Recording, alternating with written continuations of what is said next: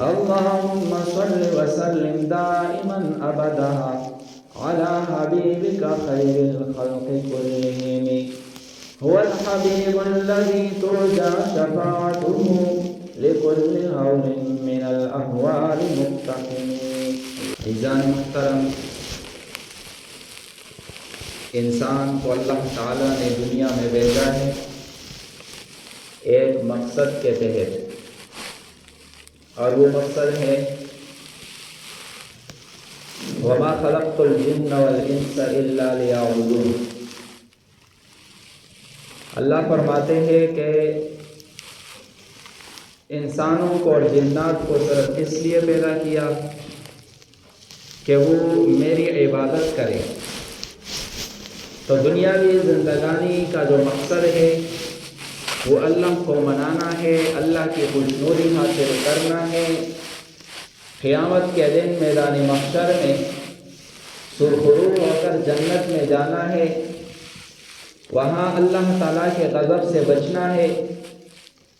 اور جہنم سے بچنا ہے. اس بامقصد زندگی کے حصول کے لیے اللہ تعالیٰ نے رسولوں کا سلسلہ جاری فرمایا، آسمانوں سے کتابوں کے نزول کا سلسلہ فرمایا، تاکہ اس انسان کی تربیت ہو، اس کو سیدھے راستے کا پتہ ہو اور برے راستے کا بھی اس کو پتہ چلے، سیدھے راستے کو اختیار کرے اور برے راستے سے اپنے آپ کو بچائے. انسانی معاشرہ بنتا ہے بڑوں سے، بوڑھوں سے، نوجوانوں سے، اور معاشرے کے بننے میں جو اصل کردار ہوتا ہے وہ بچوں کو ہوتا ہے. بچوں کا کردار اس لیے اہمیت کا حامل ہے کہ معاشرے کا مستقبل وہی ہوتا ہے جو مزاج اور ذہن اس معاشرے کے بچوں کا ہوتا ہے. تو اس وجہ سے بچوں کی تربیت اور ان کو سیدھے راستے پر چلانا، شریعت نے اس پر بڑی تاکید کی ہے، اور شریعت نے بچوں کی تربیت کے حوالے سے والدین کو بڑے سخت احکامات دیے ہیں. جو آیت میں نے خطبے میں پڑھی، اللہ تعالیٰ ارشاد فرماتے ہیں یا ایھا الذین آمنوا قوا انفسکم واہلیکم نارا. اے ایمان والو، تم اپنے آپ کو بھی آگ سے بچاؤ اور اپنے اہل و عیال کو بھی، اپنی اولاد کو بھی کس سے بچاؤ؟ جہنم کی آگ سے بچاؤ، جس جہنم کا ایندھن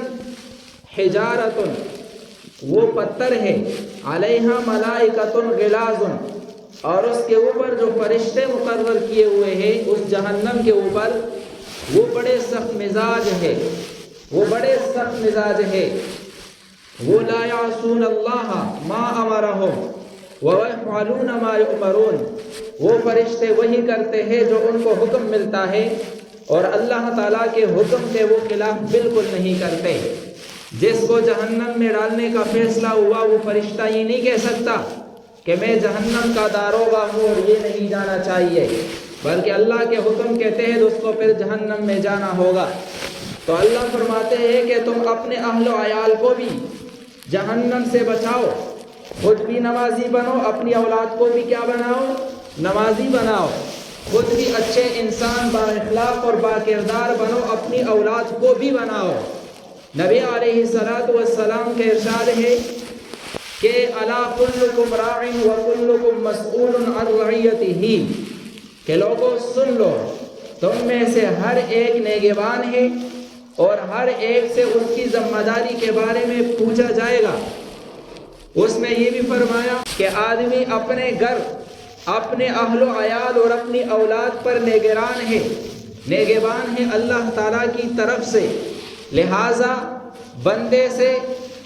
اس کے گھر بار اور اپنی اولاد کے بارے میں قیامت والے دن پوچھا جائے گا. تو بہرحال یہ اولاد، ان کی تربیت، یہ والدین کی ذمہ داری ہے، اور والدین سے قیامت والے دن اس کے بارے میں پوچھا جائے گا کہ تو نے اپنے اولاد کی تربیت کیسی کی تھی؟ تجھے تو یہ فکر تھی کہ میری اولاد کا مستقبل روشن ہو جائے، اس کے لیے تو نے تو اچھے اسکول کا انتظام کیا تھا، اچھے کالج اور اچھی یونیورسٹی کا انتظام کیا تھا، لیکن اس کو با اخلاق، با کردار اور اچھا انسان بنانے کے لیے، اللہ اور رسول کے محبت سکھانے کے لیے، دین کے احکامات کو مکمل کرنے کے لیے تو نے کچھ اقدام بھی کیا تھا؟ یہ تربیت تو نے اس کی تھی یا نہیں کی تھی؟ تو اس کے بارے میں قیامت والے دن پوچھا جائے گا۔ نبی علیہ السلام کے ارشاد ہے، ما نحل والد ولدا، کسی باپ نے کسی بیٹے کو من نحل افضل من ہدب حسن، کسی باپ نے کسی اولاد کو اچھے ادب سے، اچھے اخلاق سے، اچھے کردار سے بڑا کوئی تحفہ نہیں دیا، کوئی تحفہ نہیں دیا۔ تو لہٰذا اولاد کی تربیت کرنا یہ والدین کی ذمہ داری ہے۔ نبی علیہ السلام نے فرمایا کہ جب انسان مرتا ہے انقطع عملہ، اس کے سارے اعمال ختم ہو جاتے ہیں، الا من ثلاث، مگر صرف 3 چیزیں برقرار رہتی ہے، من صدقۃ جاریۃ، اس نے کوئی صدقہ جاریہ کیا ہو، کوئی مسجد بنائی ہو، کوئی مدرسہ بنایا ہو، کوئی کنواں بنایا ہو، کوئی چشمہ بنایا ہو، کوئی راستہ بنایا ہو، کوئی سرایہ بنایا ہو، ایسا کوئی کام کیا ہو جس سے لوگ مستقل مستفید ہوتے رہتے ہو، تو کہا کہ اس کا ثواب اس کو پہنچتا رہتا ہے،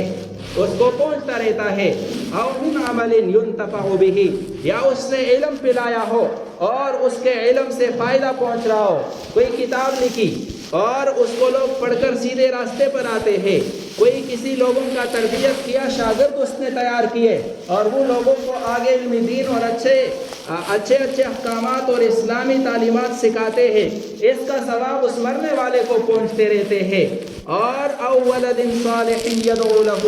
یا اس نے اپنے اولاد کو اچھا بنایا تھا، اولاد کو نیک بنایا تھا، تو انسان کے جانے کے بعد یہ اولاد جو اس کے لیے دعائیں کرے گی اور یہ اولاد جو نیک اعمال کریں گے، یہ والد کو اس کا ثواب پہنچتا رہتا ہے۔ تو جس طرح اولاد والدین کے لیے ذخیرہ ہے، ثواب کا سبب ہے، اسی طرح اگر اولاد کی اچھی تربیت نہ کی گئی، ان کو نمازی نہ بنایا گیا، ان کو اللہ تعالیٰ کا خوف نہ سکھایا گیا، اللہ اور رسول کے محبت ان کے دلوں میں اجاگر نہ کیا،